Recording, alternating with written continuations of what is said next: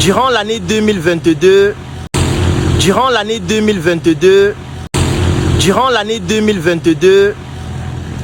j'ai été auditionné dans des commissariats, dans des polices judiciaires et au CED plus de 20 fois. Cela peut paraître étrange parce que je n'en ai jamais parlé ni sur Internet, ni à des personnes qui n'ont pas qualité pour pouvoir avoir ce type d'informations. Et puisque le slogan c'est « On ne pleure pas, c'est interdit de pleurer », je n'ai jamais cessé de sourire, de continuer mes activités et de comprendre que lorsque vous vivez ce type de scène, ce type d'événement, vous devez toujours avoir 800 idées par seconde pour passer à une autre étape, pour vous améliorer. Donc, c'est pour dire qu'il n'existe aucun pays, aucune entreprise qui n'a pas de problème. Les problèmes font partie de l'entreprise. Oui. Est-ce que notre entreprise a des problèmes ou est-ce que nos entreprises ont des problèmes? La réponse est oui. Est-ce que nous nous retrouvons parfois avec des tensions de trésorerie qui ne nous permettent pas de respecter tous nos engagements, que ce soit des charges incompressibles, que ce soit des investisseurs repoussés? La réponse est oui. Mais est-ce que nous faisons tout le nécessaire pour pouvoir respecter ces engagements-là? La réponse est oui aussi. Alors, et justement, vous avez des problèmes avec vos différents partenaires et investisseurs, c'est selon, qui vous ont d'ailleurs traîné, a-t-on appris, au secrétariat d'État à la Défense. Alors, c'était quoi l'objet de la plainte qui aurait été déposée contre vous au secrétariat d'État à la Défense et une plainte à laquelle vous avez, semble-t-il, déféré? Alors, Monsieur Jean-Bruno, oui. À ce que je sache, je suis un citoyen camerounais. Oui. Quand je dis que je suis un citoyen, ça veut dire que j'ai des droits, j'ai des devoirs et je suis dans un État qui fonctionne avec des règles. Si on me convoque au secrétariat d'État à la Défense, ça signifie qu'il y a une plainte. Est-ce que vous pouvez me présenter cette plainte? Non, mais... Vous avez eu la plainte en question?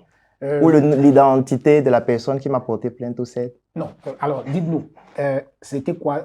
Nous avons invité justement pour essayer de comprendre, de démêler les chevaux. C'était quoi l'objet de la plainte? Non, c'est pour dire qu'il n'existe aucune plainte. Je n'ai jamais été au CED.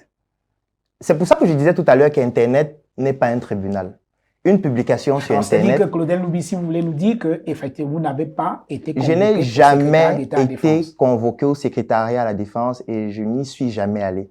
Parce que je n'ai jamais eu de plainte à ce niveau.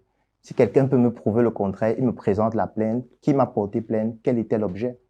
Est-ce qu'on m'a déjà porté plainte plusieurs fois? La réponse est oui. Je pense que tout entrepreneur qui va regarder cette émission sait de quoi il s'agit. On peut être traîné devant les tribunaux par n'importe qui, par un ancien collaborateur, par un client peut-être qui estime que la collaboration n'a pas fonctionné comme ça devrait, par un investisseur ou par n'importe quel autre acteur. Ça peut arriver. Ça m'est déjà arrivé. Mais le CED jamais. Parce que lorsqu'on reçoit, si par exemple vous avez une plainte, moi quand on m'envoie une plainte, on vient déposer à mon bureau, parce que tout le monde sait que je suis situé. Donc, on vient, on me dépose une plainte, on a un conseil juridique qui fait le travail. S'il faut se présenter pour des déclarations, on y va, on fait ce qu'il y a à faire. S'il y a des arrangements à faire, on fait des arrangements. S'il y a des remboursements à faire, on le fait. Mais sauf que là, jusqu'à présent, ce n'est pas fait.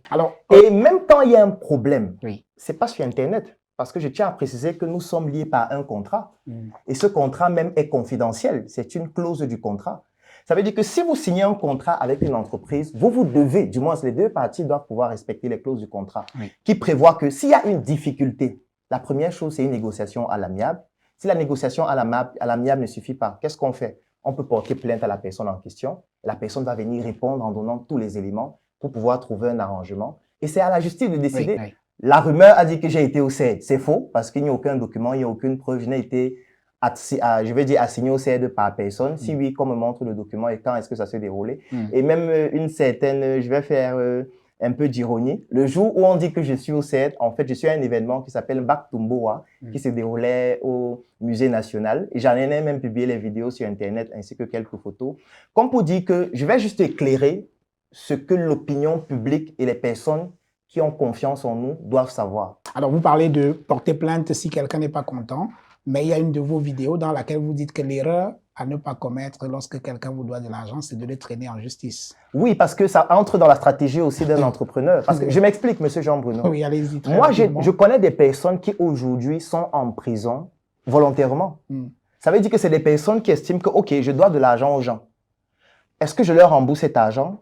Ou est-ce que je m'en vais en prison, j'accepte d'aller en prison, je ne rembourse à personne, et puis je vais durer en prison, mais je vais finir par sortir. Moi, je connais des personnes qui sont en prison de cette façon.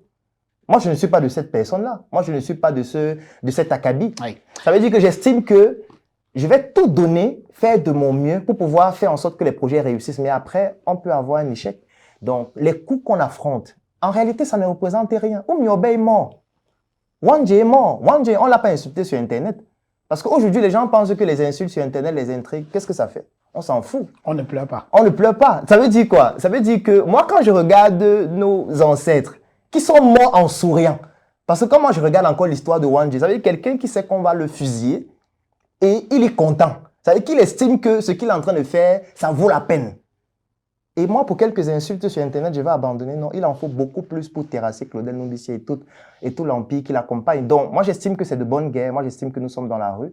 Mais je dis toujours qu'une publication sur Internet n'est pas un aveu de culpabilité. Même une plainte ne signifie pas que vous avez tort. Ce n'est pas parce que quelqu'un vous porte plainte que la personne a raison. La preuve, il y a des personnes qui ont eu à porter plainte et qui se sont retrouvées en prison elles-mêmes. Parce que, voilà, il ne faudrait pas que les gens ne comprennent pas la réalité des affaires. Ce n'est pas parce qu'on te porte plainte que tu as tort. Quand on te porte plainte, la justice va établir les responsabilités et définir exactement qui a tort et qui a raison.